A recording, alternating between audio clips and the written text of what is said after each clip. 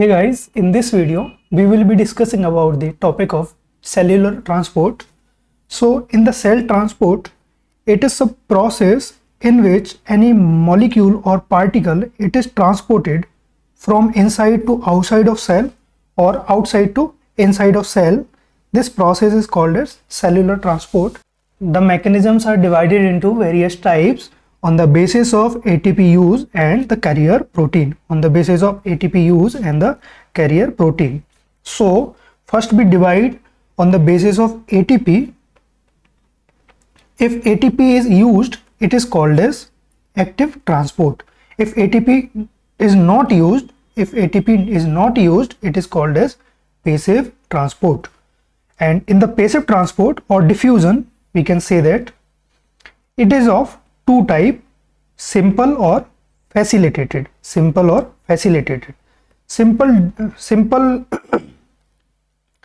in the simple diffusion, there is no carrier protein. But in the facilitated diffusion, there is role of carrier protein. So now simple one does not have any carrier protein and facilitated one have a carrier protein. After this, in the active transport, we always use a carrier protein. And active transport further divided into two types. One is called as primary transport. In the primary transport, we use direct ATPs. To transport the molecules, and in the secondary transport, we use concentration gradient. So we use concentration gradient as a form of energy to transport the molecules. Okay, now let's have a look at simple diffusion. So this is the membrane, and here molecules are in higher concentration, and this side molecules are in the lower concentration. So these molecules will be transported from higher concentration to lower concentration. This is called as simple diffusion, and you can see that there isn't any carrier protein. So it is a simple diffusion.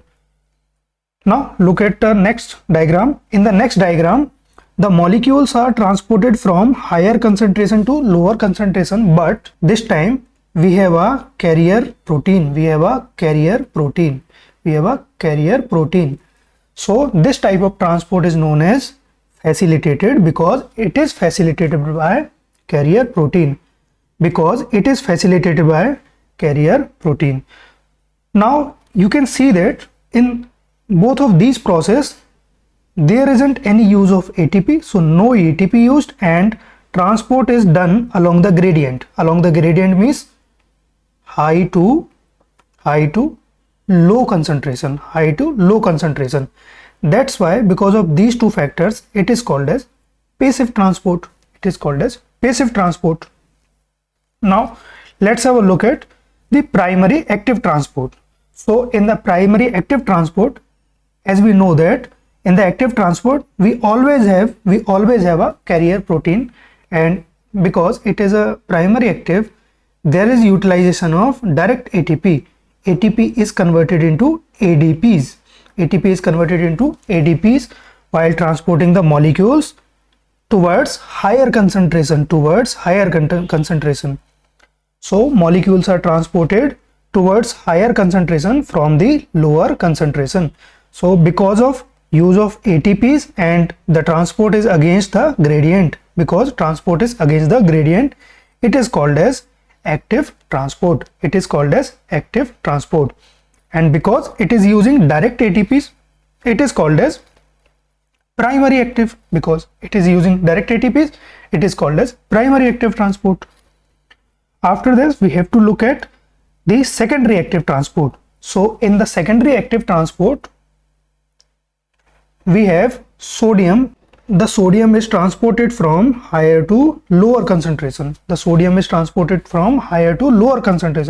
But along with the sodium, there is transport of glucose, that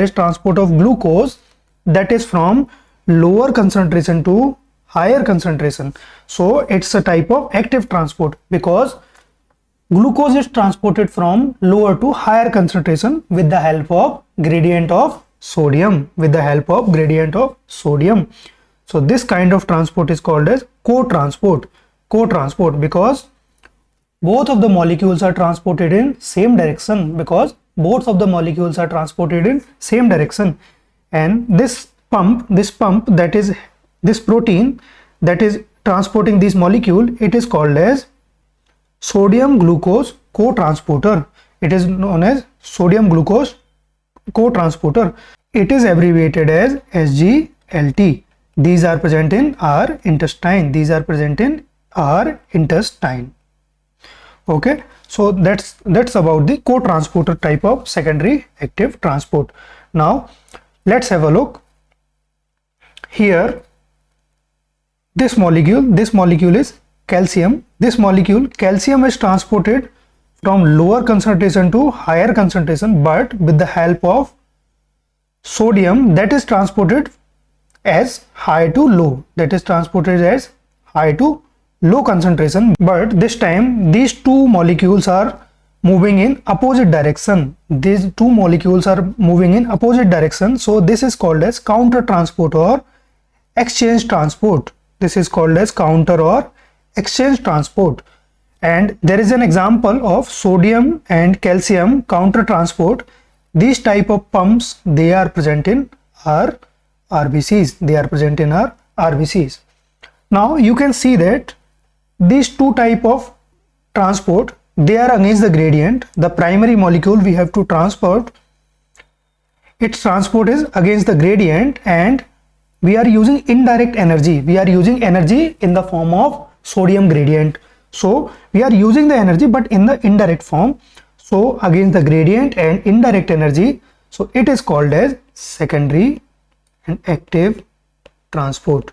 And this sodium gradient sometimes is maintained by sodium potassium ATPase. So that's about the types of cell transport and the mechanism that are involved in the cell transport. Thank you.